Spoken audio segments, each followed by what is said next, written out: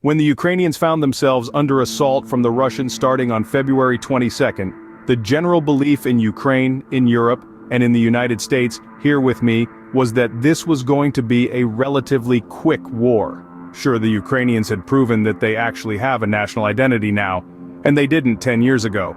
So, there were debates about whether this war is over in a month or 3 months or 6 months. I went for 6. But there was not a lot of hope in a lot of sectors that the Europeans could really stand up in any meaningful way. And wow, have they outperformed, and that has encouraged different countries to draw different lessons.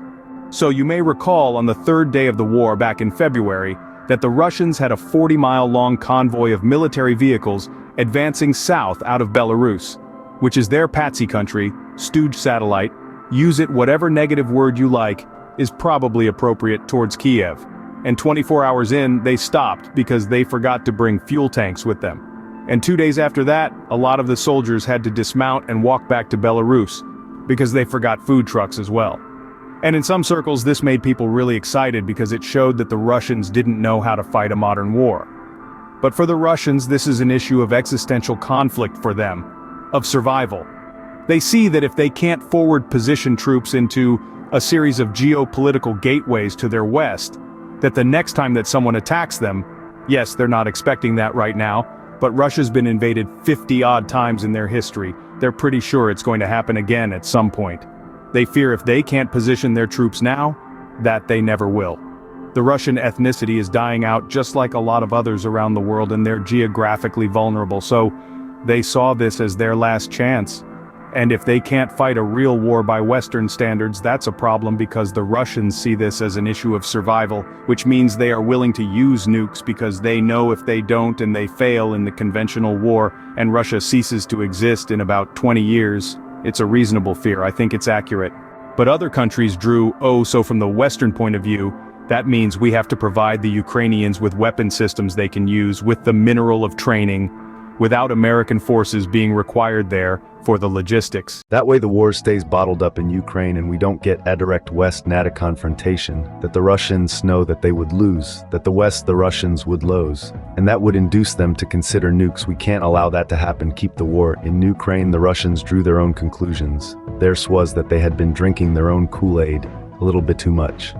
And the Ukrainians were never going to welcome in his lip welcome them in as liberators. And so the solution was to simply destroy them, mass of peoples, other Russians shave gone. Back to their pre-World War I playbook and advancing slowly under massed artillery, and specifically targeting not just anything that moves but anything that doesn't move, any sort of civilian infrastructure, especially if it's agricultural in nature. And so have now seen that around Kharkiv, and we've seen that in Mariupol, and we've seen that on the outsides of Mongolia. Then of course throughout Luhansk and Donetsk provinces, the Russians are just physically obliterating everything they come across, because that turns the Ukrainian population, puts them into two groups. Group on are refugees, you never have to worry about them again, and the second one you can treat as subhuman, and either shoot them, sell them into slavery, kidnap the kids, send them off to Siberia to become Russian or whatever else that destroys the existence of either the Ukrainian identity or of Ukrainians proper at present between the internally displaced people in Ukraine and the refugees. That's already 15 million people.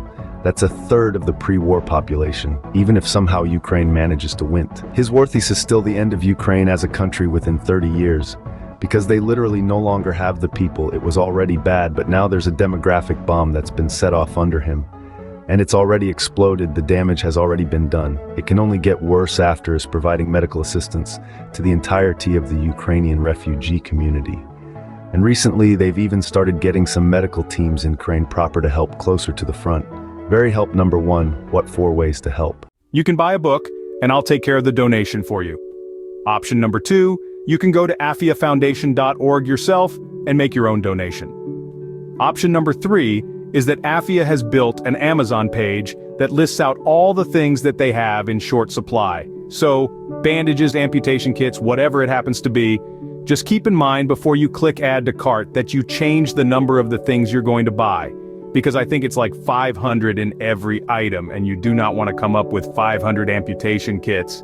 It's not that they couldn't use them, but you might not want to pay for that many. So you just put it in your cart when you shop, move on, that it will be sent to their packaging facility in Yonkers, New York. and they will take it from there. And then fourth, and potentially most important, is until the Ukraine or Oculus kind of flying on my radar, they did a lot of the nuts and bolts that allowed people to survive, but it wasn't really glamorous work. I mean, they are basically taking used medical equipment or medical equipment that hasn't been used but has expired, and so hospitals have to get rid of it. AFIA takes it and then transports it to where it needs to go, so they're kind of the nuts and bolts of the humanitarian community in a number of countries, Ukraine simply being the one where they're doing the most work at the moment.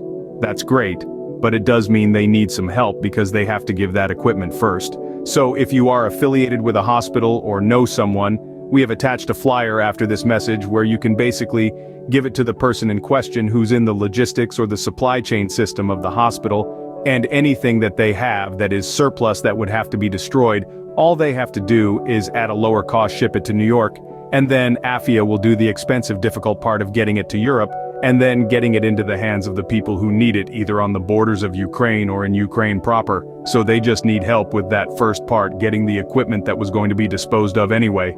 That's everything from me. Why do newsletters remain a powerful tool in our fast-paced digital world?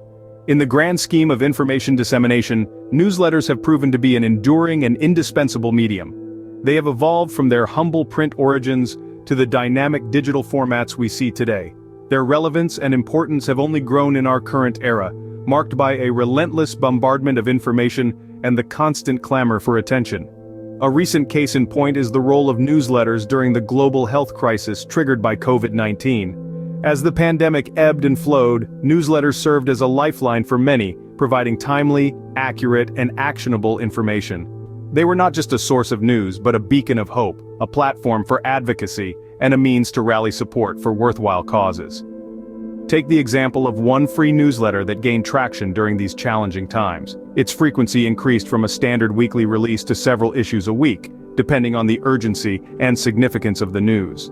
The newsletter never sought monetary contributions from its readers. Instead, it used its growing platform to champion organizations like Feeding America, which worked tirelessly to address the surge in hunger during the pandemic.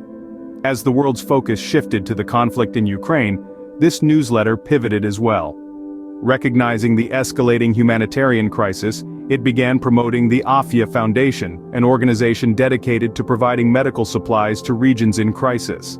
The newsletter's approach underscores a critical point.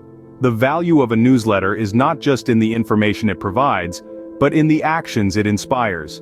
It's about finding a lever, as the newsletter puts it, and using that leverage to do an outsized amount of good. Drawing from these events, it's clear that newsletters remain a potent tool in the dissemination of information, enabling us to stay informed, engaged, and proactive in the face of global challenges. They offer a curated, focused, and reliable alternative to the often overwhelming flood of information we encounter daily. In conclusion, newsletters serve a dual purpose. They keep us informed about the world around us, and they mobilize us to act, whether it's supporting a cause, engaging with a community, or simply staying informed. They are a testament to the enduring power of the written word, even in our digital age. So, the next time you come across a newsletter in your inbox, consider the value it brings. It's not just about the news it carries, but the impact it can have on your understanding of the world and your role within it. And with that, we draw the curtains on this discussion. Until next time, stay informed, stay engaged, and remember, every piece of information holds the potential to make a world of difference.